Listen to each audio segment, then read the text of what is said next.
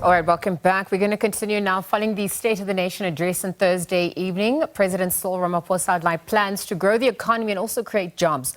Now, the 9th SONA took place against the backdrop of the formation of a government of national unity following the 29th of May elections. So this morning, Lwazi Somya, senior researcher at the Southern African Liaison Office, is going to be joining us virtually to weigh in on some of the hits and misses and perhaps also developments overnight. Lwazi, good morning, and thank you for making time to be with us here on the SABC at this hour. Good morning, Liesl, and thank you for inviting me. So I think before we get into the developments overnight, perhaps we could just get your reactions. I mean, they continue to pour in. Was the SONA address by President inspiring enough, given the domestic layout? So the State of the Nation address by President Cyril Ramaphosa had two unique issues. It was the first time that the State of the Nation address where foreign policy was covered at both the beginning and at the end of the State of the Nation address. And the secondary aspect of that is that this is the first State of the Nation address where the GNU partners can also impact on government policy. And therefore, President Cyril Ramaphosa's State of the Nation address was a direct reflection of not only GNU partners, but also the general collective appearance of the institutions that is now coordinating and coherent as part of the GNU arrangement. And Cyril Ramaphosa himself has played a critical role now in this aspect of South African democracy in funding consolidation and coordinating amongst various actors in order to push a common national agenda. And this obviously is trying to be undercut by the current announcements by the USA and the Donald Trump administration. Yeah, all right. So we're going to delve into that. I think just on the point of local dynamics, just given the symbolic meaning of the speech itself, outlining plans to grow the economy to above 3%. We know that there was a key focus on new infrastructure investment and also maintenance at large. Is this enough for inclusive development? Localization, diversification, digitization, and decarbonization also made its way there. So localization, digitization, all these are part of the president's strategies in order to grow the economy, especially considering the current economic developments internationally, especially on the digital parts. What the president too highlighted fundamentally during the State of the Nation address is South Africa's commitment to the African Free Trade Agreement. And part and parcel of the Free Trade Agreement is the infrastructure development that will also necessarily fund infrastructure that connects South Africa to the rest of the continent. And what that does is it creates mechanisms for South Africa to also advance its own trade relations with the rest of the continent, but also advance the trade relations with the rest of the international community. So fundamentally, what the president has done within the current State of the Nation address, he has laid the foundations towards greater economic growth. However, what the key is in the detail on how does that translate now into the budget when Minister Inokodo Ngwana presents his budget speech in a few weeks' time, and how those policies now get translated in official government actions. Because for the longest time, we've heard ANC policy not being translated into real lived action. However, with this one, we need to look at the minister's budget and to see whether or not it aligns with the vision of the president. Because a lot of people have been clapping for around the economic alleviation for the everyday citizens. However, the issues now are whether or not South Africa, as a state actor, is able to fill its burden in terms of its fiscal responsibilities to the rest of South Africa and the continent, especially concerning whether or not South Africa can fund its own peacekeeping missions in the DRC, in northern Mozambique, including here at home, and how do we now facilitate that as a means of South Africa's projection to the international community. So let's get into that. South Africa in relation to the continent and perhaps also the world and the rest of the world. A week of mourning has been declared for the fallen SANDF soldiers. They're due to be repatriated as well. Let's weigh in or get your thoughts on the DRC Rwanda saga, but also just, the president now going to Tanzania for the SADC EEAC joint summit that's obviously set to take place to really look at the dynamics unfolding and the impact that it's having on the regions. We're also seeing the repatriation of 18 fallen soldiers, 14 of which were from the SANDF. Yeah, so the situation in the Eastern DRC is a very unfortunate one. And South Africa has sacrificed a number of soldiers to have the idea of a gun-free and silencing the guns within the African continent. This has underpinned how South Africa has engaged within regional politics within the continent.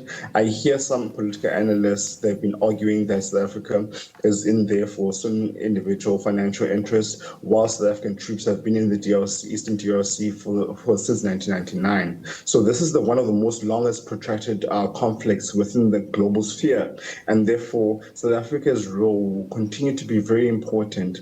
But whether or not President Cyril Ramaphosa has enough backing to actually supplement the South African National Defence Force, was the situation in Goma and what happened to our South African soldiers was not a necessary reflection of our South African National Defence Force capabilities, but rather a reflection of the material conditions of this conflict. And therefore, with South Africa, we will need to go into this situation, eyes open, especially now the Luanda process, and also the joint meeting between SADC and ESC to just deliberate the situation in Eastern DRC. I understand that President Ramaphosa himself has a very keen interest in resolving the conflict via diplomatic measures. Yeah. However, the problem is that whether he can find consensus with his own regional partners concerning the situation in Eastern DRC. Yes. And that is the role, whether President Cyril Ramaphosa is able to play that leading role within the region. But for the State of the Nation address, when he addressed the issues of the soldiers at the top of his speech, it was a really important and highly symbolic act that the president has shown, and therefore we need to be very cognizant of not only South Africa's role within domestic politics, but broader regional and international. Because international politics, especially the regional politics, have knock-on impacts on everyday South Africans. So once there's instability in situations such as the Mozambique, Zimbabwe, Botswana, DRC, etc., it has a consequence of pushing migrants into more stable countries. In this instance, in the region, South Africa is one of those. And therefore, if you want to address the migrant crisis within South Africa that the government has clearly laid out in previous speeches, especially the Minister of Home Affairs, calling it a migrant crisis. And therefore, one needs to resolve these political and also contextual issues within the region and the continent at large. Lwazi, thank you for weighing on that. Absolutely. And just for the interest of time, I know that we are going to be monitoring the developments that emerge from that joint summit that is taking place in Tanzania between SADC and EAC. But speaking of geopolitics and just seeing developments, with Trump now having signed the executive order to cut funding for human rights abuses. This is according to their official statement. So we're obviously just dispelling and sifting through misinformation and inaccuracy of facts, perhaps getting reactions from global counterparts. Diplomacy is playing out here. Talk to us about, what's unfolding on that front, but also if there's enough for South Africa to mend diplomatic ties following the signing in of some of the bills as well. Look, we have a history of Trump reneging on decisions he has made based on diplomatic actions and negotiations. We've seen this with Mexico and Canada, where he has stalled tariffs on the basis of diplomatic actions. But in this instance, what we see is a reflection of white male fragility within the international context. And this white male fragility is now replicated within the Republican Party and within the United States. And part and parcel of that is Trump trying to push this narrative that he's the protectionist of white males internationally, and including that, and that is the fundamental issue here. It's not necessarily that he does not understand South Africa's expropriation bill or act. It is the mere fact that it is a copy and paste of what the United States currently has is called the eminent domain law. And therefore, Donald Trump has utilized the same laws that we are doing in terms of the Expropriation Act to expropriate land of white settler colonial farmers within the south of the United States for his border against Mexico. And therefore, we need to be very conscious of what is the context in which Donald Trump is operating within, and not be reactionary towards racist policy positions that the Trump administration has imposed, including how he's has intentionally misconstrued our legislative provisions for national development, along with this notion of nation building. So what we see currently is the manifestation of this white fragile masculinity, Yeah.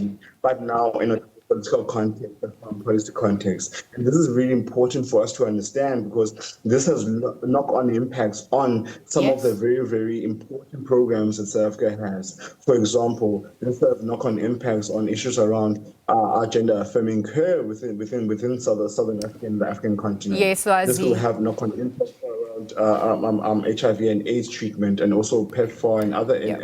initiatives that South Africa has had. Lwazi? So don't. Let me come in Yeah. there. Unfortunately, we've run out of time, but you're absolutely right. There are knock-on effects, but there is a delegation that will be sent to various capitals around the world. That was also announced by the president during the SONA address. But thank you for being part of this conversation, and perhaps we can continue the conversation on some of the other platforms as well. But we'll leave it there for now. Lwazi Somya, senior researcher at the Southern African Liaison Office, weighing in following the 2025 SONA address, the debate on the State of the Nation address, of course, scheduled for this coming week. That will be, some of the MPs replying to what the president had said.